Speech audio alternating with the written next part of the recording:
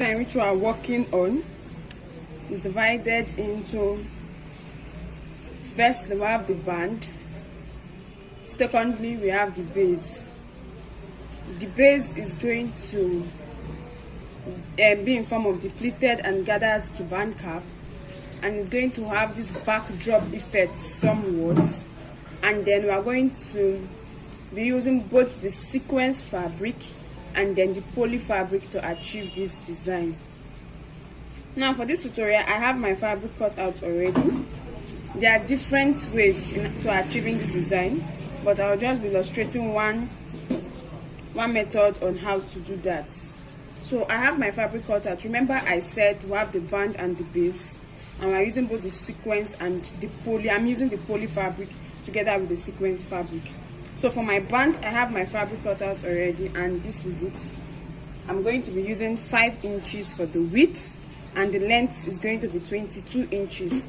The length is the head circumference. So you can, depending on your own head circumference or that of your client, that determines what you should be using.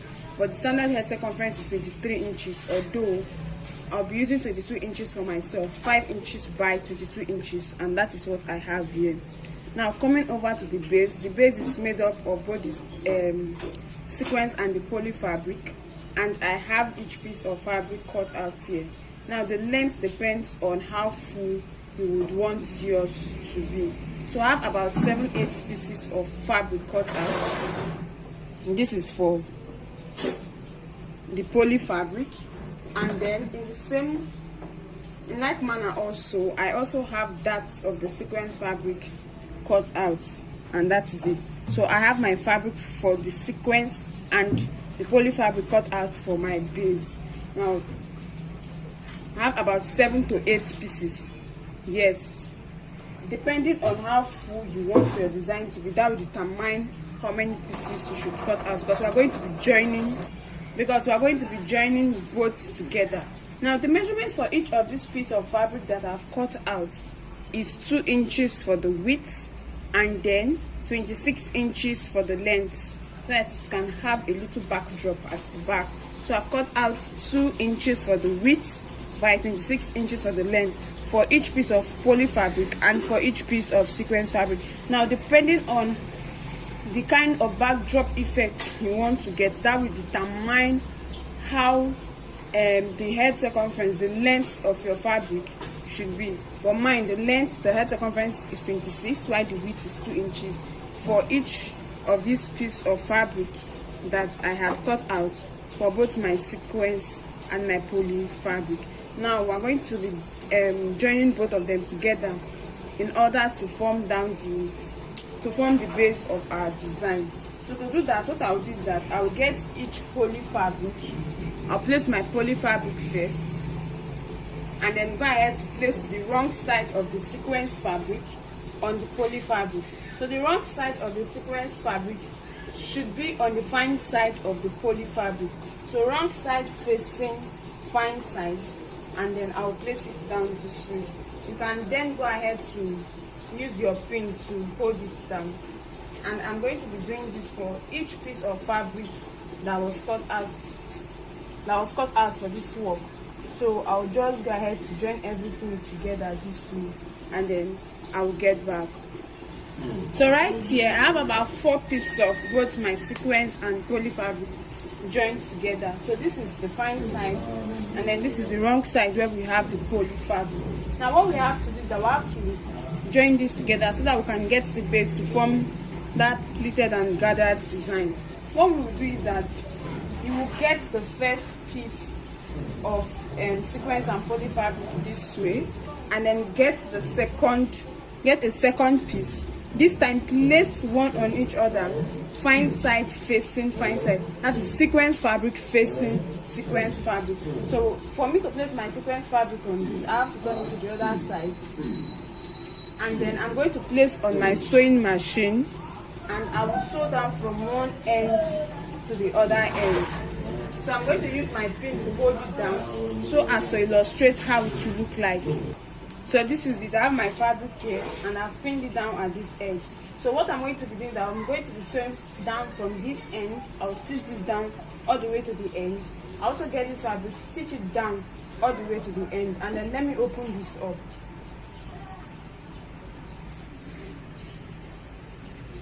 So after stitching it down together, you have it this way.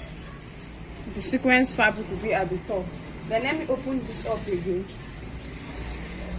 You have it this way. So what I'm going to be doing now is I have to combine these two together so as to form the base of the cap. And to do that, as it is this way, I'm going to get this side again. These two pieces are now one, and these two pieces are now one. That is after sewing, okay? And then I will get the fine side of this and place on the fine side of this. So if I pick this up now, turn it over to the other side so that the sequence fabric faces each other. And then I will now go ahead again to place it on my sewing machine and stitch down from this edge and stitch it down all the way to this end. And then that will now give me 4 pieces completely joined together, and I'll have it this way. So I'm going to be taking it gradually. I'm going to first get this on my sewing machine and sew this down to join it together. Then I'll come back to illustrate what next should be done. So this is I have my fabric here already sewn, and this is how it looks like on the wrong side. So all I had to do was to sew down from this end down to this other end after placing fine side of the sequence, facing fine side of the sequence. And then this is how it is on the other side. I have the second piece of fabric here also sewn. Then I'll turn it to the other side. I'll open it up. Then this is it. And then lastly, I have this. For this, I combined 3 steps together. So what I'm going to be doing next is I have to combine everything together to form the full base. So I'm going to pick this one, fine side facing fine side, place it down here, and then sew from one end to the other. And as soon as that is done, I'll open it up, then get this last piece, place it fine side facing fine side, and then also go ahead to stitch from one end down to the other, and then open it up. And then that gives me my base. So like I said earlier, the number of pieces you are cutting out for your base depends on how full you want it to be, how wide you want it to be. So let me do that, and then I'll get back. So this is my work, and then this is the fine side of it. You can try to make it as long as, that is as wide as you want to. Have about 10 of these joined together. I later added to the 7 I had initially to make it wider, and then I have the wrong side this way. So this is it. And then what I'm going to be doing next is I'm going to fold my fabric into 2 equal halves this way, and then I'm going to get the middle part, and I'm going to be making a notch at the middle.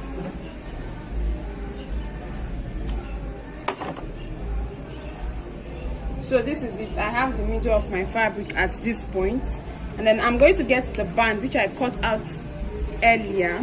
I'm also going to fold it into 2 to enable me to get the middle of it, and then I'm going to notch it at the middle.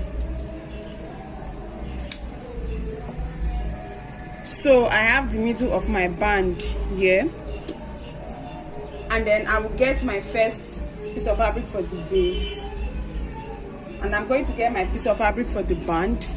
I'll be folding the fabric for the band into 2 with the wrong side inside and the fine side outside, and then I'm going to place it on the base, ensuring that the midpoint of both the band and the base aligns together. And I'm going to go ahead to pin it down to help me hold it in place.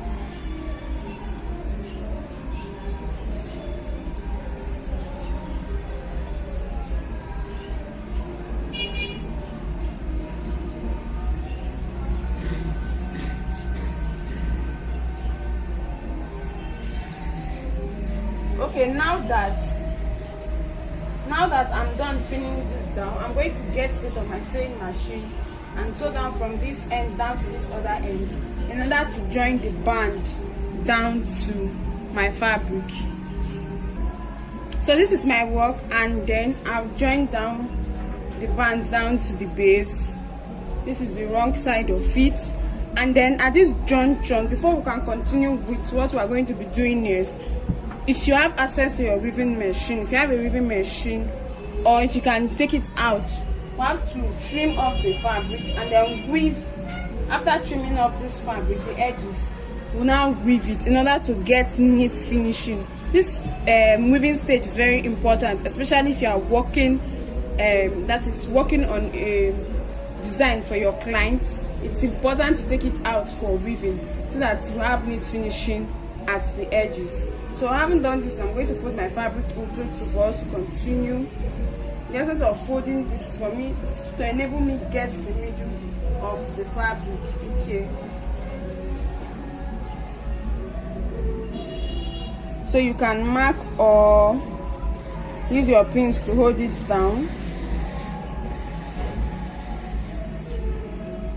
So I have the middle of my fabric at this point, and then I'll be needing my thread and needle so that we can stitch in order to form the gathered design. And I have that here. Now to continue, I'm going to pass my needle and thread from inside the cap. So I'm just going to start a bit from the band. Please take note of where you have your middle parts. So I'll just pass it from the band part and bring it upwards. Then I'm going to pick this down this way and then take it towards the other side. So this is how it is. This is at the middle. I've passed my needle and thread from the wrong side towards the fine side, and then I'll pick up my fabric this way, like into two, and then pass the needle and thread. I'll pass the needle and thread out from the other side, and then I'll start picking up my fabric and then folding it down into two. Then I'll pass my needle and thread through it.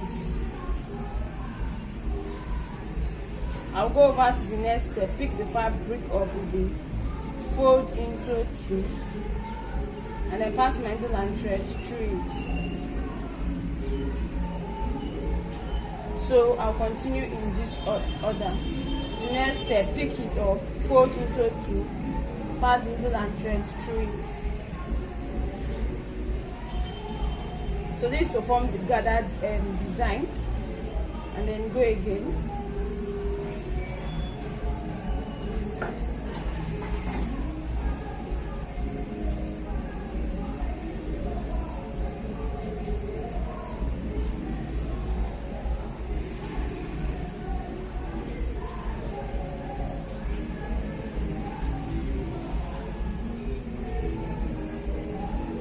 So what I'm doing is that when I get to each pleat, I'll pick it up. So this is one pleat, for example, because the sewn part is here and is here. And then I'll pick it up, fold into two, and pass my needle and thread through it. So that's what I'll keep doing.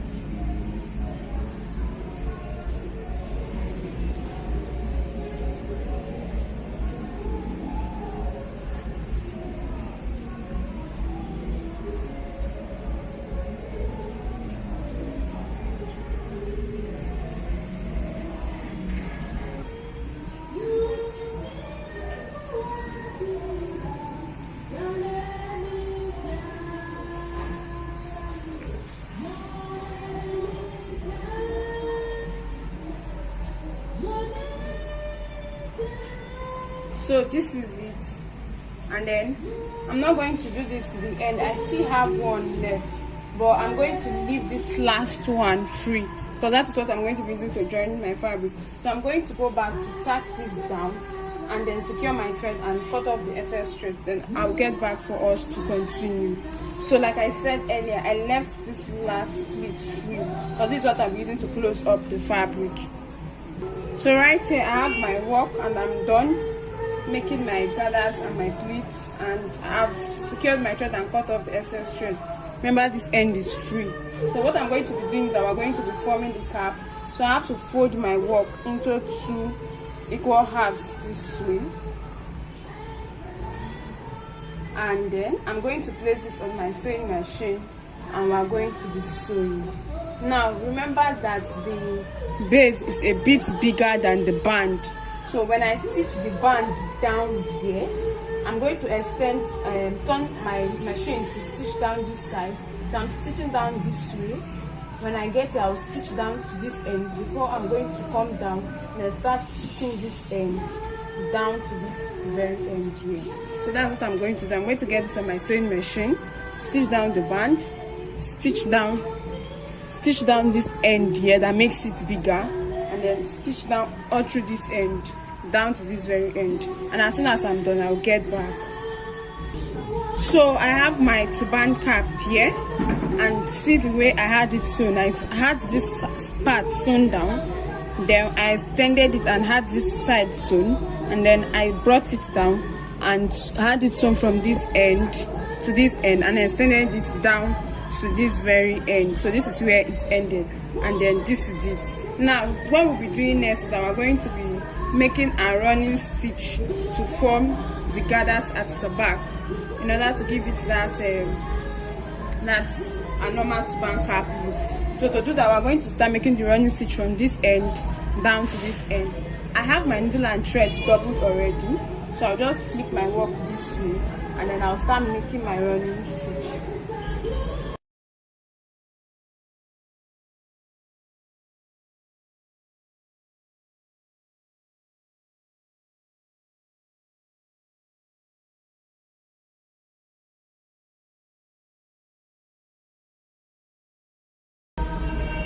So after making my running stitch, this is it at this edge. We have the middle part this way too. Please remember to ensure that you have your fabric weaved, especially these edges where we join the sequence and the poly fabric together, so that your work comes out neatly. So I'm going to turn my work inside out, and then I have it here, my sequence gathered or pleated turban cap.